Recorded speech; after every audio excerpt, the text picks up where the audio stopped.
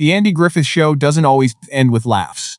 There is silence at the end of this one. When Barney Faye goes back to Mayberry, he hopes to have a good time with old friends, and maybe even get a second chance with Thelma Lou. But things don't work out that way, and what Barney finds breaks him right away. That's how much Don Knotts said with his face in that scene. Most actors say a lot in a show. Fans will never be the same again after that moment. What did really happen at that get-together, and why does this band episode still bother people today, decades later? Keep listening to find out the story before it became famous. Andy Samuel Griffith was born into the poorest family in the world. He went on to become one of the biggest TV stars of his time. Andy Griffith was born in June 1926 to Carl and Geneva Griffith. He grew up in the North Carolina small town of Mount Airy, where money was very tight. Because his parents were having so much trouble with money, they had to leave him with family for a while. Life was still not easy for him after he got back home. His dad saved up enough money in the end to buy a house, but it wasn't very full. That's why Andy's first bed was a dresser drawer that had been turned into a cradle. His family couldn't even afford a real crib. The start was simple and didn't show much of the amazing future that was to come. Andy turned to music for comfort as he aged. He used it as a way to escape the problems of everyday life, and over time, it helped him discover a skill he didn't know he had. Most people who knew him said he was a quiet,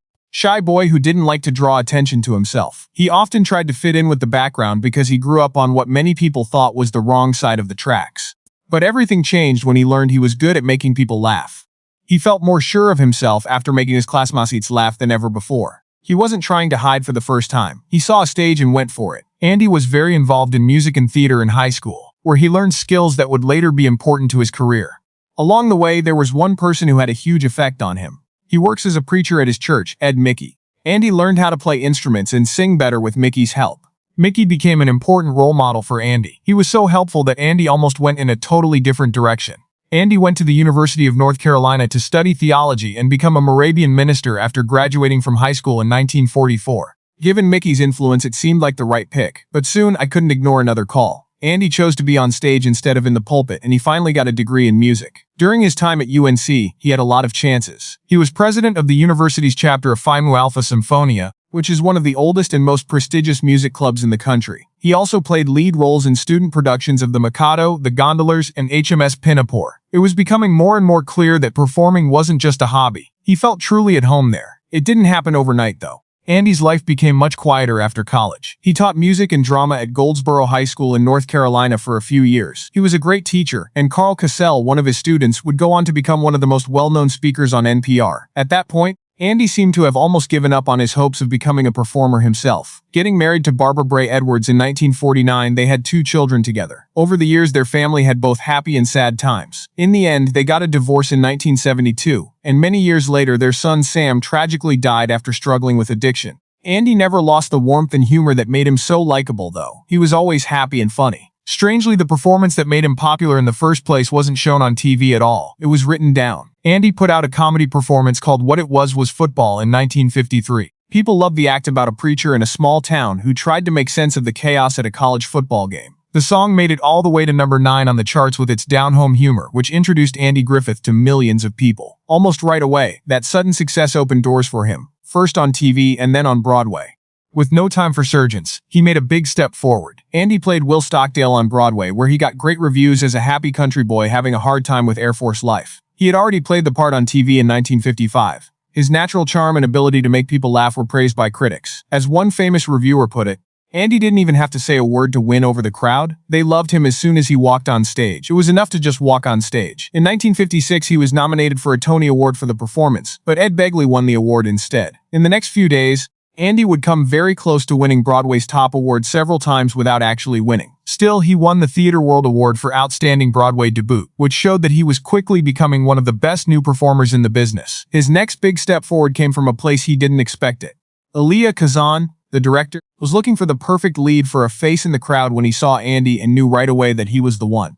Kazan thought Andy had a real quality that couldn't be faked, which made him the best choice for the part. In a strange way, it was also one of Andy's hardest performances ever. He had to play a personality that was completely different from his own in order to play the manipulative and explosive Larry Lonesome Rhodes. Andy was kind, friendly, and eager to get along with everyone. Kazan said it wasn't easy to show the character's darker side, especially during the emotional peak of the movie. Luckily, Andy turned out to be much more flexible than anyone thought. When No Time for Sergeants was made into a movie in 1958, Andy played Will Stockdale again. This was the third time he had played the same role on radio, TV, Broadway, and in movies. Even better, the movie put him in touch with Don Knotts. They hit it off right away, and that was the start of one of the best friendships and comedy teams on TV. Andy kept looking for the next step in his career even though he was getting more and more successful. In 1959, he went back to Broadway for Destry Rides and starred with Dolores Gray. In spite of the fact that people loved him, the Tony voters chose to honor Jackie Gleason instead. Soon after, something went wrong that almost changed everything. Andy appeared in the 1958 movie Onion Head after a string of hits. He thought it would take his career to even greater heights. Instead, the movie was a huge letdown, getting bad reviews and failing at the box office.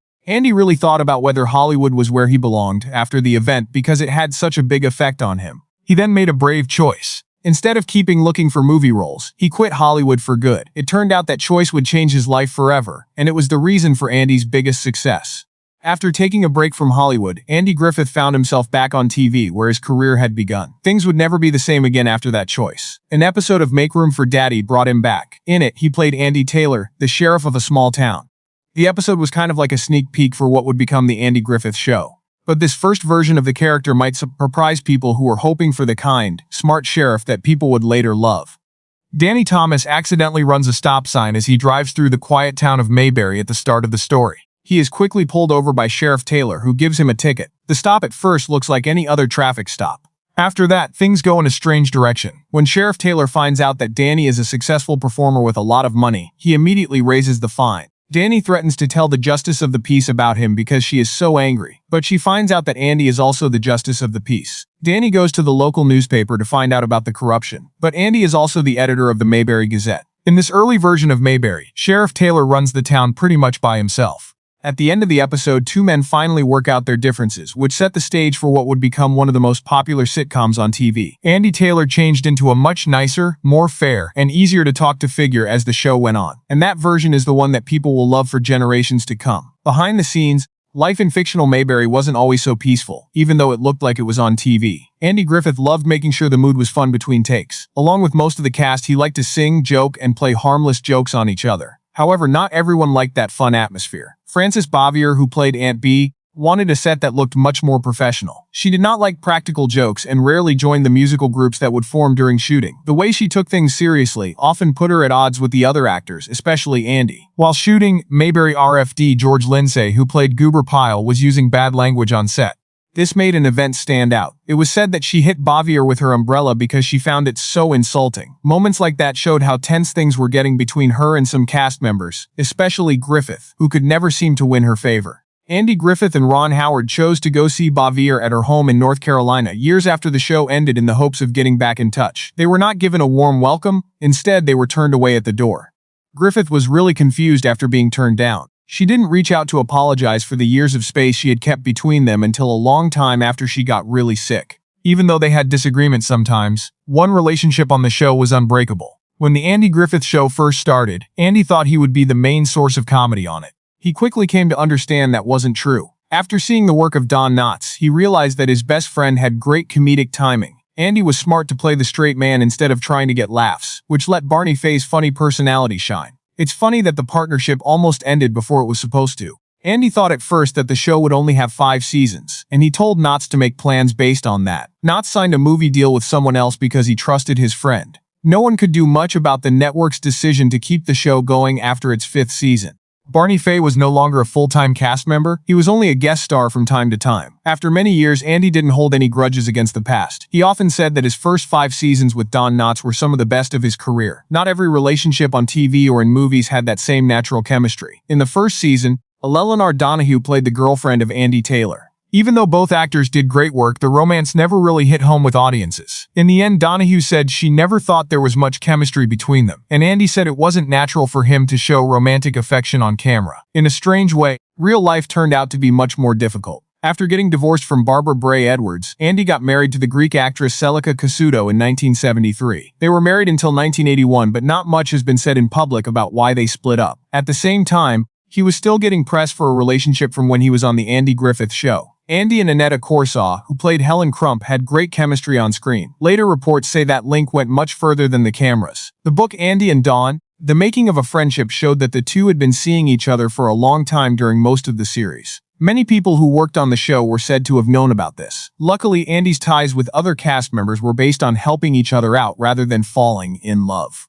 Ron Howard has talked a lot about how much support he got when he played young Opie. He once had an idea for an episode as a child, and to his delight, the writers used it. When he told Andy the good news, Griffith responded with his usual dry humor, joking that it was the first good idea before putting everyone back to work. That was the exact kind of fun support Howard would never forget. Of course, even someone who is known for being calm could lose their cool sometimes. People saw Andy with a big bandage on his hand during the second season of the show. The explanation shown on TV was related to one of Sheriff Taylor's police duties, but what really happened was not shown on TV. Griffith got angry and hit a wall, breaking his hand. The writers had to include the injury in the show because it was important to the story.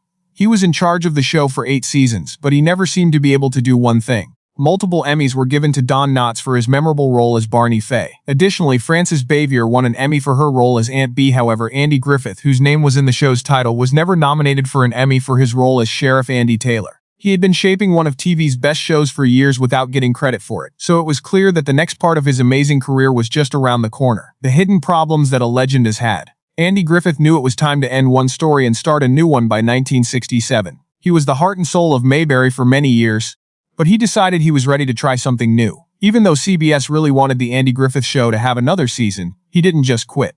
Griffith stayed active behind the scenes as an executive producer and helped decide the direction of the show next.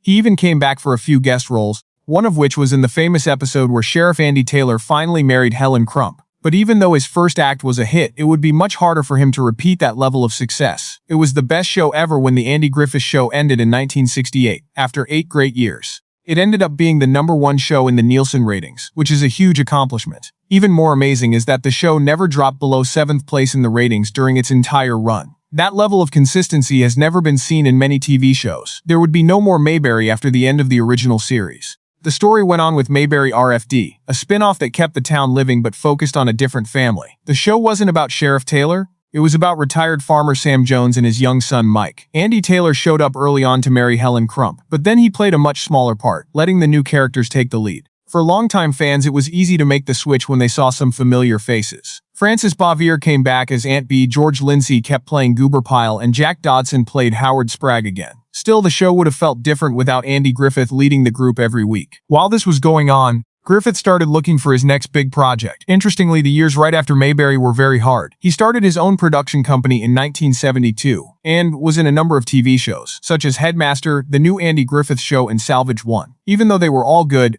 none of them were able to capture the magic that made Mayberry such a classic show. His troubles didn't just happen on TV. Griffith signed a big deal with Universal Studios to make a lot of movies because he wanted to get back into movies. The movie Angel in My Pocket, his first, was meant to be the start of a very interesting new part of his career. Instead, it turned out to be another letdown. Griffith didn't like the finished movie at all, so he didn't finish his contract, which caused a big problem with the studio. Not long after, there was another creative fight. Griffith tried to make a comeback on TV again with Adams of Eagle Lake, but he quickly ran into problems with network executives. They wanted to make a show with lots of fast-paced chases and exciting scenes. Griffith wanted a movie that was much quieter and focused more on the characters. Having only filmed 2 shows, he decided to quit the project for good. Interestingly, both shows did well in the ratings, which suggests that people may have agreed with his point of view. Even so, people were starting to respect him more for being willing to play dramatic roles. Griffith shocked people in 1981 when she played the lead role in the TV movie Murder in Texas. Playing the sad father of a murder victim was very different from the mild roles people usually thought of him in. It was the only time he was nominated for an Emmy during prime time. This time it's for the best supporting player in a movie or miniseries. He didn't win the award, but the part gave him another important chance. After a few years, Griffith played lawyer Byron McGregor in the miniseries Fatal Vision. NBC producer Brandon Tartikoff was impressed by Griffith's performance and saw right away that he could be the star of a whole new TV show about a lawyer in court. There was just one catch. Griffith had to deal with the worst health problem of his life before that chance could come true. In 1983, doctors told him he had Guillain-Barré syndrome, a rare neurological condition that made him temporarily unable to move below the knees. He couldn't walk for 7 months. It took a long time, hurt a lot, and wasn't clear if he would ever be able to act again. He wouldn't let his disease define who he was. Griffith came back stronger than ever after months of recovery and took on the role that would become the second most important part of his career, Ben Matlock. It first aired in 1986. The show Matlock ran until 1995 and introduced viewers to a smart Southern lawyer whose calm exterior often concealed a bright legal mind. There had been a break in the Andy Griffith Show for almost 20 years, but Griffith was back in charge of one of TV's biggest hits. A lot of people who watched never realized how hard the part was on the body. Griffith still had trouble with his legs being weak after he got better from Guillain-Barré syndrome. He had to stand for long amounts of time in courtroom scenes, and he often did this while wearing knee braces under his clothes. Behind the scenes, those tense cross-examinations that looked so easy on screen took a lot of grit. His planning was just as impressive. Griffith spent a huge amount of time learning long speeches that he had to give in court. He would often carry notes with him during the week and practice whole monologues on the weekends. Nancy Stafford, his co-star, said that he often did those difficult parts perfectly in one take, which made the crew cheer immediately. Even though Ben Matlock was known for liking hot dogs, the actor didn't really like them. Griffith liked healthier snacks and would often ask for apple slices with peanut butter on set, making sure they were always on hand while they were shooting. It's interesting that he didn't like the character right away either. In the beginning, Griffith didn't really like how vain and cheap Ben Matlock was. In time, though, he came to like the lawyer's quirks and worked closely with producer Dean Hargrove to shape the role. Griffith wanted to write more serious, emotionally charged stories, while Hargrove wanted to keep Matlock friendly and easy to relate to. In the end, their compromise gave the show its own tone. Griffith made a lot of personal sacrifices, even when the show was at its most popular. To get to and from his home in Montijo, North Carolina, where he lived with his wife Cindy Knight, he drove almost every week for 6 years. The movie would be over on Friday. It was time for him to go home and spend the weekend with his family. On Monday, he would be back in California in time for work. He stuck to that busy routine for years, even though it was hard on him. In the end, the show ran into its own problem. After 6 successful seasons, Matlock's ratings went down a little. At the same time, NBC executives started to steer clear of shows they thought would appeal to older viewers. The network ended the show, which seemed to end Ben Matlock's time in the courts. It took Griffith a while to say goodbye. He didn't agree to the closure. Instead, he helped make a deal for the show to move to ABC. Additionally, he suggested moving production to North Carolina, which would have greatly cut costs while letting him stay closer to home. The plan worked, adding 3 more seasons to Matlock and giving the show the ending it earned. During this time, Griffith also found permanent happiness outside of the camera. He married actress Cindy Knight in 1983. They met through The Lost Colony, an outdoor play that Griffith had performed in many years before. Unlike his other marriages, this one lasted, and he and his partner stayed together for the rest of his life. Griffith never gave up his first love, music, even after becoming famous as TV's favorite sheriff and lawyer. He made a lot of gospel and country albums over the course of his career, but one stood out. His album I Love to Tell the Story, 25 Timeless Hymns, which came out in 1996, sold over 1 million copies and won him a Grammy Award, giving him singing recognition that he had not had as an actor. Even after he had died, his name was still very important. It was possible for a man in Wisconsin to change his name to Andrew Jackson Griffith before running for sheriff in 2006. Andy sued because he thought the move was an attempt to make money off of his fame. He was found guilty the next year, but a judge ruled against him because the man's actions were protected by the First Amendment. Griffith fought one of the stranger legal fights of his career, but in the end, the real Andy Griffith lost a case where someone was using his name. He kept dealing with life's problems with the same quiet strength that had always made him who he was. He had surgery for a quadruple bypass in 2000 and recovered well. When he was 7 years old, he broke his hip in a fall, but worked his way back. The last part came out in 2012. After having a heart attack, Andy Griffith died the next morning. He was 86 years old. The Andy Griffith Show that made people cry the most and was banned. The return of Barney Faye was one of the episodes of The Andy Griffith Show that fans really didn't agree on. Many longtime fans still think it's the saddest episode the show has ever made. Some people have even said it was too sad and wondered why the writers chose to hurt one of the most beloved characters on TV so much. But for some, that's exactly what makes it memorable. The story, which was first shown as the 13th episode of Season 6, seems to promise a happy return. People naturally expect a lot of laughs and the familiar energy that made the first few years of the show so great now that Don Knotts is back as Barney Faye. However, the episode doesn't just keep being funny, it suddenly becomes very sad. It's also Betty Lynn's last show as Barney's longtime friend Thelma, which makes the story even more important. It starts out as a simple class gathering, but it quickly turns into something much more serious. That episode is mostly about the class of 1948's 20th reunion at Mayberry Union High School. Thelma Lou, Andy Lou, and Barney Lou are all in that class. Barney goes back from his new job in Raleigh, North Carolina. At first, everything seems so familiar that it's almost like no time has passed. Barney then finds out that Thelma will also be at the gathering. With the story going on, we learn that after Barney left Mayberry, Thelma eventually left too. Andy can't help but wonder if fate is giving Barney one last chance now that they are both back for the trip. He's finally ready to settle down with the woman who had been waiting for him for years. Barney certainly seems to think so. For him, the get-together is more than just a chance to see old friends again. He sees it as a chance to take back the future he never really planned for. When that happens, reality hits hard. Barney finds out that Thelma Lou stopped waiting for him when she finally shows up. She got married, moved on with her life, and found someone who really cared about her. The look of sadness on Barney's face says it all. It's one of the most moving moments in the whole series because Don Knotts doesn't even have to say anything to show how sad he is. People will feel sorry for Barney after watching the episode, but they should also remember the path that led him to where he is now. Barney was always sweet and funny, but he didn't always treat Thelma Lou the way she deserved. During the black and white seasons, he kept her waiting while he looked for other things to do. Barney seemed more interested in his own ego than in building a future with the woman who loved him many times. Like when Juanita called him on the phone, or when the famous Fun Girls were around. Thelma Lou never seemed to be in his plans, not even when he took the job in Raleigh. That's why the episode doesn't just feel sad, it feels bittersweet as well. Barney gets a hard wake-up call, but after years of waiting, Thelma Lou finally gets the happiness she deserves. There are many ways in which her ending is just as satisfying as his is sad. Longtime fans know that's not the end of the story. Many people had hoped for a happy finish for a long time, and it finally happens in the 1986 reunion movie Return to Mayberry. It just took a lot longer than anyone thought it would. The episode also came out at a key turning point in the show's history. Season 6 was the first to be shot in color, but many diehard fans have always liked the black and white years better. For them, something about Mayberry's charm changed as the seasons went on, making the later ones feel very different. Still, people remember Barney Faye's return because of the lesson it taught them. We can't make time wait for us, and the people we love won't either. Barney thought Thelma Lou would always be there for years, but he learned that chances don't always come back after they're gone. With great acting from Don Knotts, Andy Griffith, and Betty Lynn, the episode leaves a lasting impression that goes far beyond the last scene. The Andy Griffith Show episode that makes you cry is also one of the most honest ones. The most important thing it does is remind people to value the people who stand by their sides while they still can. Because not appreciating someone can make you feel bad for a long time.